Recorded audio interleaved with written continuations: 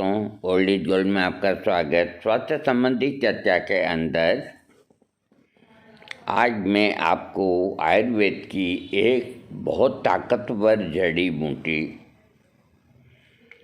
उसके बिना कोई भी सेक्स का नुस्खा अधूरा होता है और समझदार वैद्य उसको डालेगा। अगर उसको नहीं डालता है तो आप यूँ समझो कि अनाड़ी है। वो है उटंगन। उटंगन जड़ी बूटी बहुत ताकतवर होती है। इसकी मैं आपको जानकारी देता हूँ। हालांकि अकेला उटंगन को काम में नहीं लिया जाता, कुछ दवाओं के साथ में उटंगन बहुत बढ़िया काम करती है।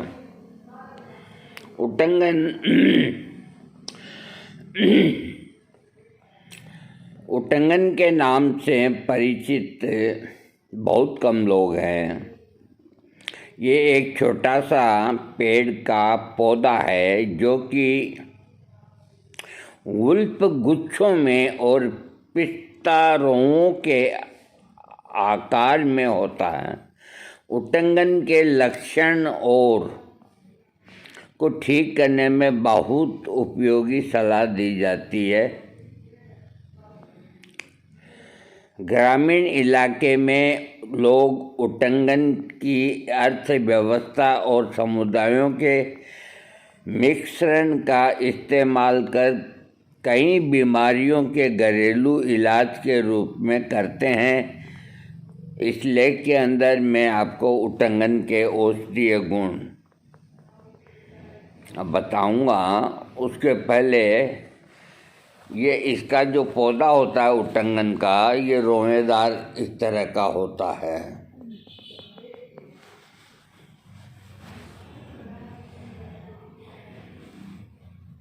उटंगन बहुत अच्छी जड़ी बूटी है। अरे आजा भाई, कहाँ जा रहा? हाँ, उटंगन को अंग्रेजी के अंदर ब्लेफेरिस के नाम से पुकारा जाता है। संस्कृत में उष्ट्रकांडी के नाम से पुकारा जाता है। हिंदी के अंदर कामानंद उटंगन के नाम से, उर्दू के अंदर तुख में उटंगन और गुजराती में उटिंगन, बंगाली में सुसनी, पंजाबी में उटाईगल, मराठी में उटंगन, अरबी में करीज और फारसी के अंदर अजरा के नाम से इसको पुकारते हैं। इसके औषधीय गुण उटंगन तिक्त, उष्ण, रुचिकारी तथा हृदय रोगों की रक्षा करने वाली होती है। इसके बीज में मधुर, तिक्त, शीत, वृष्य, संदर्पण, गुरु, स्निग्ध, पिचिल तथा मूत्रल होते हैं। उटंगन के फायदे। आयुर्वेद में उटंगन के कई अभ्यासों के बारे में बताया गया है। मूत्राशय और अल्सर को ठीक करने के अलावा ये माहवारी जैसी स्त्रियों की समस्या को में भी लाभ करती है।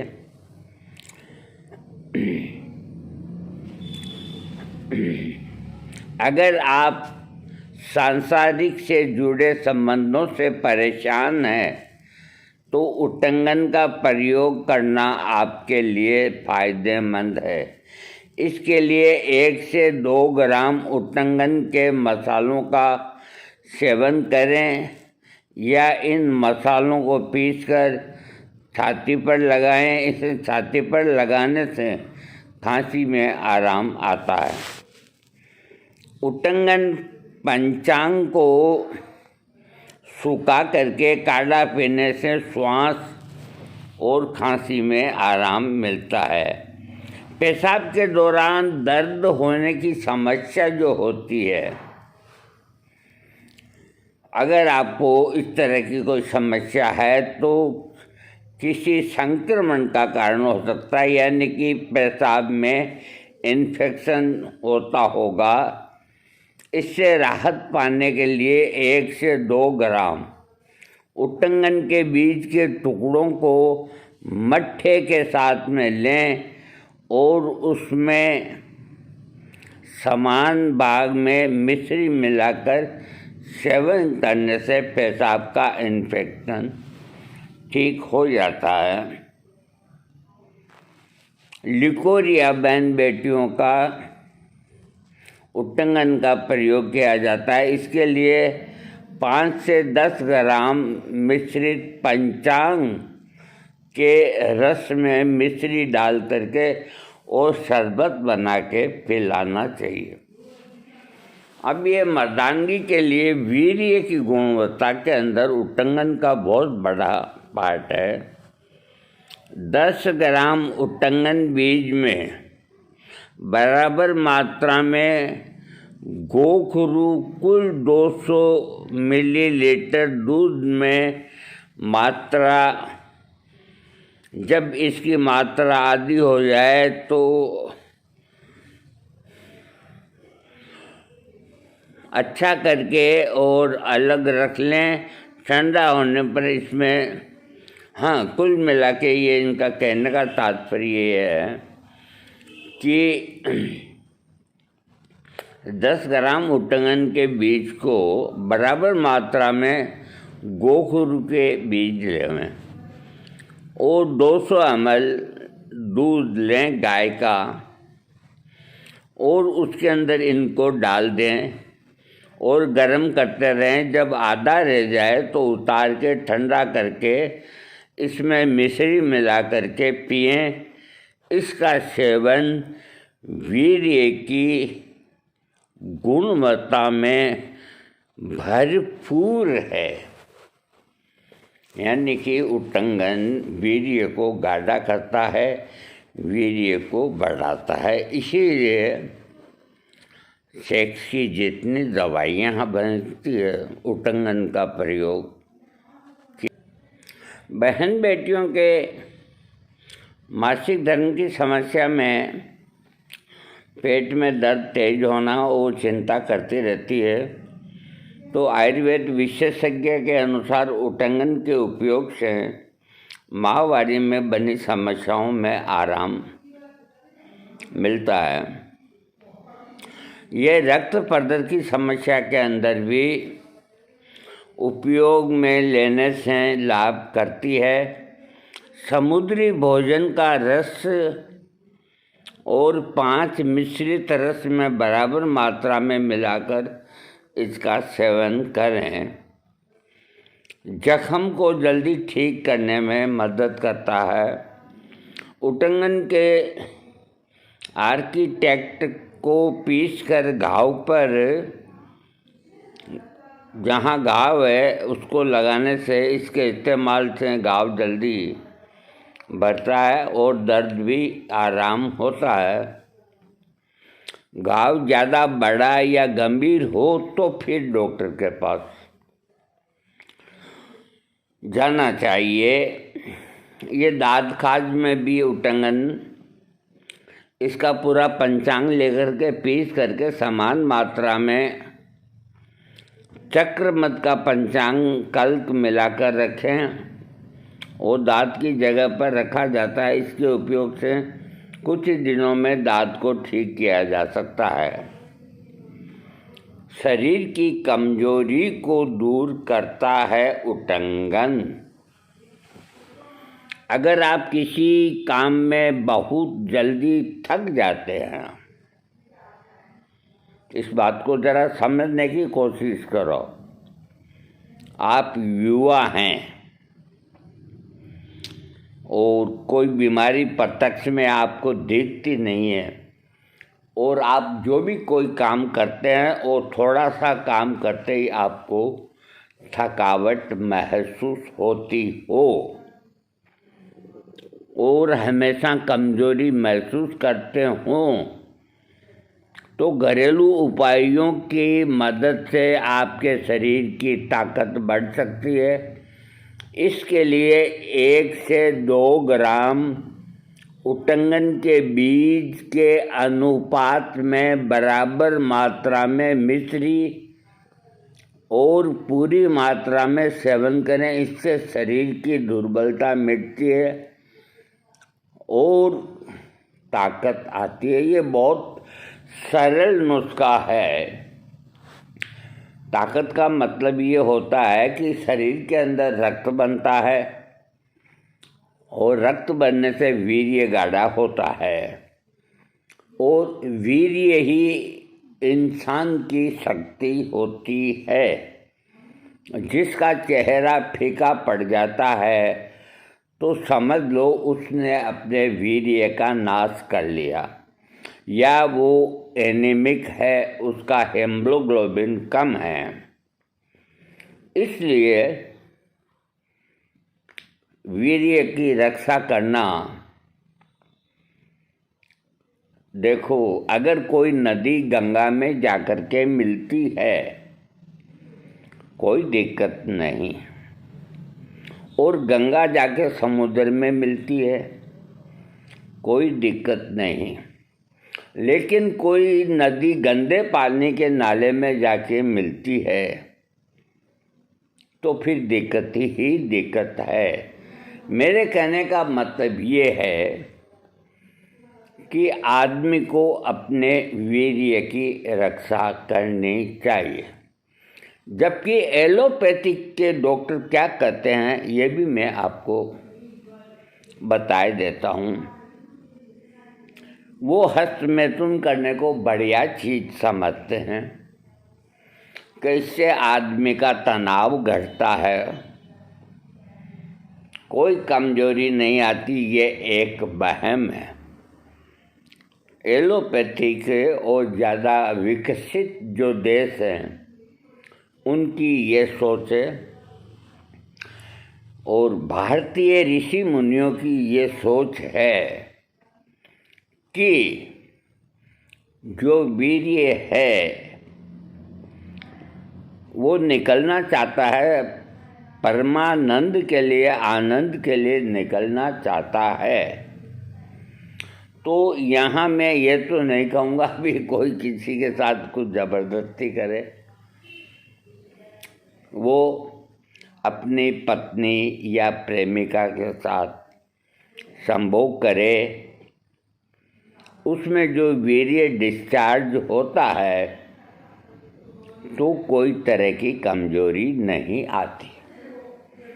और जो लोग हस्तमैथुन के नए नए तरीके अपनाते हैं तो हस्तमैथुन करने वाला जब परम आनंद की पॉइंट पे पहुंचता है तो उसको इतना आनंद आता है कि उसकी बाहें खुल जाती है, और जैसे ही वीर्य छिद्र में से बाहर आता है वो निस्तेज हो जाता है। निस्तेज होकर के अब मैं कल नहीं करूँगा, अब मैं कभी नहीं करूँगा। ये ऐसा क्यों कहता है? इसलिए कहता है कि एकदम शरीर के अंदर कमजोरी आती है। स्त्री के साथ जब आदमी संभोग करता है तो जैसे रेलगाड़ी है और रेलगाड़ी के अंदर जितनी सवारियां हैं वो एक अंदाज होता है, तो इंजन की रफ्तार वो ट्रेन की रफ्तार उसी तरह से रखते हैं। अगर आपकी मोटरसाइकिल के अंदर एक आदमी की जगह पीछे है बैठने की, उसकी जगह अगर 2 आदमी बैठ गए तो कोई दिक्कत नहीं, लेकिन फिर आपको थोड़ी धीमी गति से और संभल करके चलानी पड़ेगी। जब आदमी स्त्री के साथ भोग करता है तो वो आदमी यूं मान के चलो कि स्त्री के इच्छा के हिसाब से ही उसको संभोग करना पड़ेगा। अगर वो इसके विपरीत करता है तो जल्दी श्रृंखलित होगा, उसकी पत्नी नाराज होगी। तो जब दोनों पार्टनर संभोग में लिप्त रहते हैं और दोनों ही जब उनके विचार मिलते हैं कि अब इसका अंतिम जो आनंद का बिंदु है उसको सुख को प्राप्त कर लिया जाए, तो आदमी और औरत दोनों की समान भाग से उत्तेजना होती है। आदमी की स्पीड एकदम तेज हो जाती है, उधर स्त्री का जो अंदर का वो पॉइंट है वो भी तेज हो जाता है। और जैसे ही वीर्य निकलता है तो वो प्रेशर से स्त्री की योनि के अंदर जो पॉइंट होता है उसको टक्कर मारता है और उसको टक्कर मारते ही स्त्री डिस्चार्ज होती है। ये मेजरमेंट एक ऐसा है कि अगर इसके अंदर कुछ सेकंड पहले अगर आदमी डिस्चार्ज हो गया तो गए काम से, सारी मेहनत पे पानी फिर गया।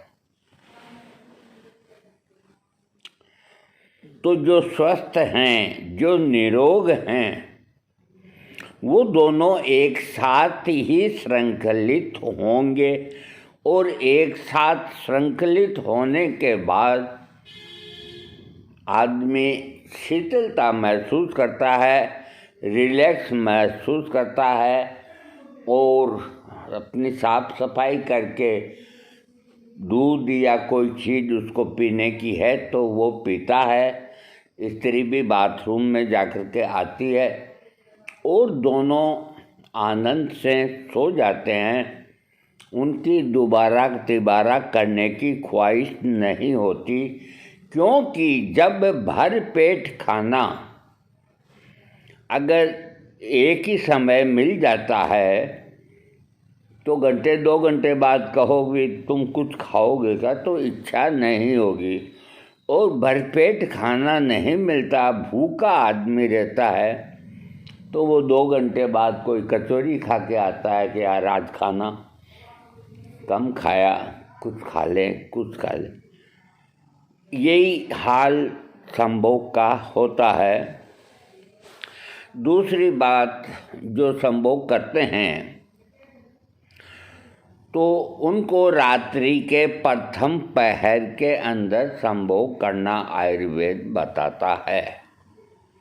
प्रथम पहर का मतलब होता है खाना खाने के 2 घंटे बाद, यानी कि रात के 11 या 12 बजे का समय। तो इससे आदमी को और औरत को दोनों को कमजोरी नहीं आती। और जो लोग ब्रह्म मुहूर्त यानी कि सूर्य उदय होने के 1-2 घंटा पहले संभोग करते हैं तो वो अपनी शक्ति का नाश करते हैं। इसलिए आयुर्वेद के हिसाब से तो संभोग का प्रथम पहरी बहुत अच्छा माना गया है। आयुर्वेद दिन के अंदर भी संभोग करना गलत बताता है और सुबह ब्रह्म मुहूर्त के अंदर तो बहुत ही गलत बताता है। इससे शरीर के अंदर कमजोरी आती है। अब आजकल कोई हिसाब किताब नहीं, जहाँ मिला जहाँ पे लगी बाजी वहीं पे हारा, अपना दिल तो आवारा, न जाने किस पे आएगा धीरे धीरे धीरे धीरे। तो आजकल तो जहाँ लगा मौका और वहीं कर दिया, तो वो एक तरह से मतलब का झड़ना ही हो गया। उसको सही माने में संभोग क्रिया नहीं कहा जा सकता। संभोग क्रिया वही अच्छी होती है जो आदमी का मन मस्तिष्क तनाव कुछ भी नहीं और कोई तरह का मन के अंदर भय नहीं और आनंद से रात को प्रथम पहर के अंदर सेक्स करे। तो मैं आपको बता रहा हूँ कि ये जो नुस्खा है कमजोरी वाला, इसको आप करेंगे तो कमजोरी आपकी बिल्कुल ओके होगी और आपका वीर्य गाढ़ा होगा। एक बार मैं फिर बता देता हूँ, 1 से 2 ग्राम लिखा है उटंगन के बीज। उटंगन के बीज आपको पंसारी के जाते ही मिल जाएंगे। आप 2 ग्राम उटंगन के बीज ले आवें, उसका पाउडर बना लें। जितना उसका पाउडर है उतना ही मिश्री का पाउडर उसमें मिला लें। मान लीजिए आपने 50 ग्राम या 100 ग्राम उटंगन के बीज का पाउडर बनाया है, तो 100 ग्राम ही मिश्री का पाउडर उसके अंदर मिला लें। और मिलाने के बाद सुबह 1 चाय का चम्मच छोटा वाला और रात को सोते वक्त मुंह में डाल के, और मिश्री मिला हुआ गाय का दूध अगर जो 31 दिन पी लेगा तो उसको स्वर्ण भस्म खाने की कहीं ज़रूरत नहीं, हीरा भस्म खाने की कहीं ज़रूरत नहीं। इतना सरल नुस्खा आप लोगों को मैंने दिया है निकाल करके, जिसकी कोई मिसाल नहीं, कोई साइड इफ़ेक्ट नहीं, कोई बैड इफ़ेक्ट नहीं। हाँ, ये दवा प्रॉपर काम करती है अगर आप रख सकते हैं तो। तीव्र खटाई का मतलब होता है नींबू, इमली, आम का अचार, गाय का दही, दूध आप ले सकते हैं, हर तरह का फ्रूट ले सकते हैं। और मांस का सेवन नहीं करें, यानी कि मेरे कहने का मतलब है शरीर के अंदर कोई गलत चीज़ नहीं डालें। तो ये नुस्खा आपके लिए अमृत के समान होगा। अगर इसके साथ में अंडे जो खाएंगे, इसके साथ में जो चिकन पिकन खाएंगे, कुछ काम नहीं करेगा ये नुस्खा। अब मैं आपको बताता हूँ कि उटंगन ये हुआ आपके लिए एक बहुत बढ़िया नुस्खा। आप इसको 1 महीना करें, मुझको बताएं आगे क्या करना है, मैं बताऊंगा। अनिद्रा की समस्या भी उटंगन ठीक करता है। बहुत से लोगों को परेशान रहते हैं, नींद नहीं आती, कई तरह के शारीरिक मानसिक रोगियों का खतरा बढ़ जाता है। विशेषज्ञ के अनुसार उटंगन के सब्जी विक्रेता से नींद आ जाती है। ये तो ताज़ा अपने को नहीं मिलेगी।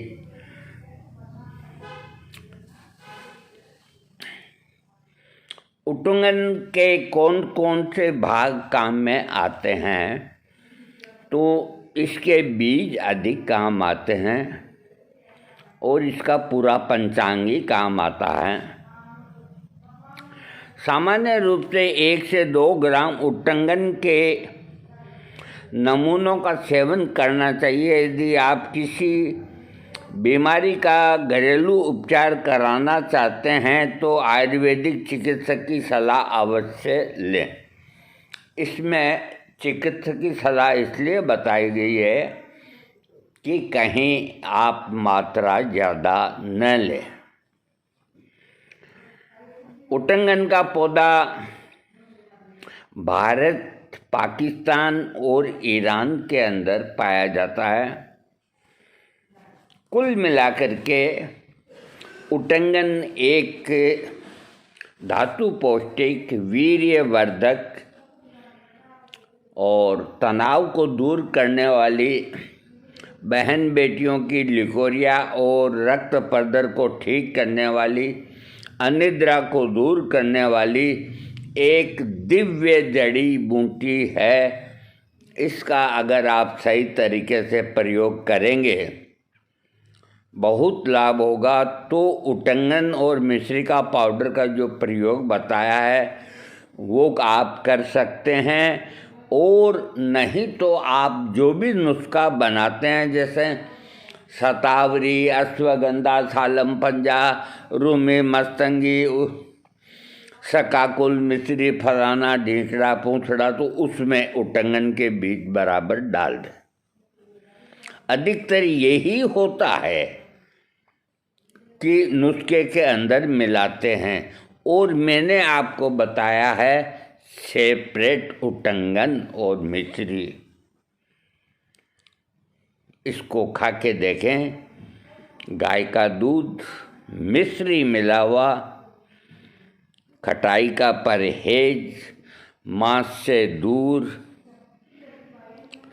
शुद्ध खाना खाएं, अपने विचारों को शुद्ध रखें, और फिर आयुर्वेदिक जड़ी बूटी का सेवन करें तो भाई फ़ायदा ही फ़ायदा है। और आप चलते ही कचौरी खा ली, चलते ही समोसा खा लिया, चलते ही आइसक्रीम खा ली, पिज़्ज़ा खा लिया, वो खा लिया, दिन भर गुटखा से मुंह भरा रहता है, आमलेट भी लगा लिया, कभी मटन भी मंगा लिया, कोई फ़ायदा नहीं। अपने पैसे बर्बाद नहीं करें और सात्विक रहें। देखो एक बात बताते हैं हम, गाय और खरगोश और इसके अलावा बहुत से हरिण वगैरह जानवर जो ऐसे होते हैं वो सिर्फ जड़ी बूटी ही खाते हैं, और उनमें बड़ी ताकत होती है। एक भैंसा जो होता है वो भी जड़ी बूटी घास खाता है, और आ जाए मौका शेर से, शेर को भगाने की ताकत भी भैंसा रखता है। तो आप अपने दिमाग में ये हटा दें कि इन चीज़ों के अंदर ताकत होती है। किन में? मांसाहारी चीज़ों में। आप बहुत बड़ी गलतफहमी में हैं। कुदरत ने जो आपके लिए पैदा की है उन चीज़ों को प्रयोग करें। किसी पशु पक्षी को हलाल करके उसका मांस कच्चा या भून करके खाना, इसका मतलब ये है कि आप आदमी नहीं राक्षस हैं। तो आपके विचार भी राक्षसी ही बनेंगे। आप किसी भी अपने मित्र की गर्दन मरोड़ सकते हैं, क्योंकि आपके मन में दया का भाव हट जाता है। जो सात्विक आदमी होता है तो कोई छोटा सा जानवर भी अगर उससे मर जाता है ना, चिड़िया भी अगर पंखे से टकरा के गिर जाती है तो वो उठ के उसके ऊपर पानी डालता है, चाहे वो बचे या नहीं बचे। तो ये विचारधारा है जो सात्विक आदमियों की होती है, शाकाहारी आदमियों की होती है। जो आदमी मांसाहारी होते हैं उनके अंदर दया का काम नहीं। ये मैं चैलेंज के साथ कहता हूँ। वो जैसे मुर्गा काटते हैं ना, वैसे ही और किसी चीज़ को काट देते हैं। उनके तो अभ्यास में आ रहा है। सात्विक बनो, शाकाहारी बनो। भगवान ने बहुत चीज़ें पैदा करी है। बादाम खाओ, अंजीर खाओ। जब कुरान शरीफ के अंदर पैगंबर साहब फरमा के गए हैं कि आदमी की ताकत के लिए उसे क्या खाना चाहिए। कुरान शरीफ में लिखा है अनार, अंजीर और पिंड खजूर, आदमी को ताकत के लिए इनका इस्तेमाल करना चाहिए। तो बेटों ये बताओ, मटन क्यों खाते हो, शोरबा क्यों खाते हो? अल्लाह को मानते हो तो बताओ, मेरे को जवाब दो। उनके आदेश की तुमने कहाँ पालना की? उनके आदेश की पालना करो और शाकाहारी बनो, इन चीज़ों से दूर हटते जाओ। अरे कोई बीमार जानवर का मांस आदमी खाएगा और उस जानवर को अगर कोई खराब रोग है तो वो आदमी भी उसी रोग से ग्रसित हो जाएगा। जब ये शरीरी मांस का है तो इसके अंदर दूसरा मांस डालने की क्या ज़रूरत है तुम्हारे को? आसानी से पच जाए। भगवान ने अन्न पैदा किया है, घास पैदा की है, सब्जियां पैदा की है, ये किस लिए की है? बेवकूफ़ है क्या वो? जहाँ लोगों को ये नहीं मिलती तो उनकी एक मजबूरी है, तो वो एक अलग सिचुएशन होती है। मैं अपने भारत देश की बात करता हूँ और कहीं की नहीं करता। आप मेरी बात को मानते हैं तो बहुत अच्छा है, नहीं मानते हैं तो कहने का मेरा फर्ज था, मैंने कह दिया। और अच्छे से अच्छे वीडियो को आप लोग लाइक नहीं करते, गंदे वीडियो को लाइक करते हैं, ये एक उचित बात नहीं। अगर आपने इस वीडियो को भी लाइक नहीं किया, पसंद नहीं किया, तो मैं इसको डिलीट मार दूंगा और अंत में मैं आपको वीडियो देना ही बंद कर दूंगा। क्योंकि जहाँ कोई चीज़ की कद्र करने वाला नहीं, वहाँ पे कभी जाना नहीं।